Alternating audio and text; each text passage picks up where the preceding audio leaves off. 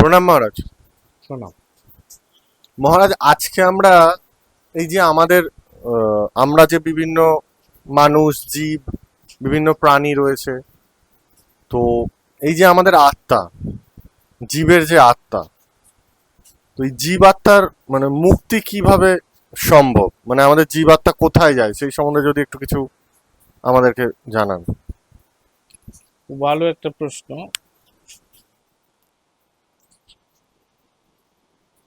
যে কোনো জীবাত্মাই পরমাত্মার অংশ। পরমাত্মা থেকেই তার সৃষ্টি। সে একদিন না একদিন তার যে আসল বাড়ি, আসল ঠিকানা, সেই পরমাত্মার সঙ্গেই সে মিলিত হয়, একাত্ম হয়ে যায়। এটাই তার মূল ডেস্টিনেশন, গন্তব্য। কিন্তু একটি জীবাত্মা এই 84 লক্ষ জনি ভ্রমণ করে যে এতবার এতবার জন্মেছে, এতবার মারা গেছে, বিভিন্ন দেহ ধারণ করেছে, তো সকলে তো মানুষ হয়ে জন্মায়নি। বিভিন্ন জীব আছে, কত রকমের প্রাণী আছে এই পৃথিবীতে, আমরা নিজেরাও তা হয়তো জানি না। বিজ্ঞানও হয়তো তা, জড়বিজ্ঞান সেটা বার করতেও হয়তো পারেনি। তো এত এন্টিটি, এত লিভিং এন্টিটি, লিভিং বিং, তাদের মধ্যে যেটা সমস্যা হচ্ছে, তাদের মধ্যে কোনো চেতনা নেই, কনসিয়াসনেস নেই, the wish to know god, ঈশ্বরকে জানবো এই ইচ্ছেটা নেই, ঈশ্বরময়তা নেই। তার ফলে কি হচ্ছে? তার ফলে তারা তাদের কার্মিক ডেপস ভোগ করতে করতে আবার কার্মিক ডেপস বাড়িয়ে ফেলছে।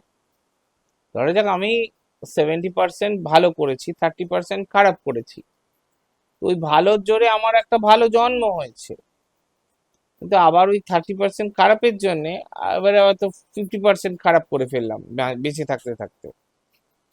তো মৃত্যুর পরে আত্মা বিভিন্ন লোকে যায়, যার যেরকম কর্ম সে সেই রকম দেহ পায়, সেই রকম লোকে সে থাকে। এবার এখানে যেমন রাস্তাঘাটে ট্রাফিক জ্যাম আছে, গাড়ি চলছে, আগের গাড়ি যায়নি তাই পরের গাড়ি আটকে আছে। সোল ফরমেশনের ক্ষেত্রেও ওই ট্রাফিক জ্যাম আছে। লোকজন যদি খালি না হয়, নতুন একটা দেহ সে পায় না, তাকে অপেক্ষা করতে হয় অনেকদিন। তো অপেক্ষা করতে করতে করতে করতে বেশ কিছুদিন অপেক্ষা করার পর সে আলটিমেটলি যখন একটা দেহ পায়, তখন সে পরিতৃপ্ত হয়। এর পরিতৃপ্ত হয়ে সে আরো পরিতৃপ্ত হতে চায়, আরো ভোগ করতে চায়। এই জড় জগতে মানুষ কি করছে? ভোগ করছে।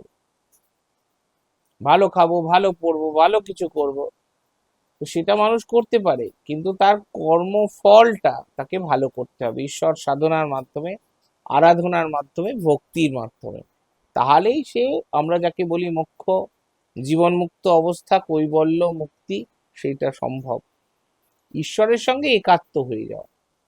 আত্মা আসলে ঈশ্বরের কাছেই ফিরে যায়, পরমাত্মার কাছেই জীবাত্মা মিলেমিশে একাকার হয়ে যায়, ফিরে যায়।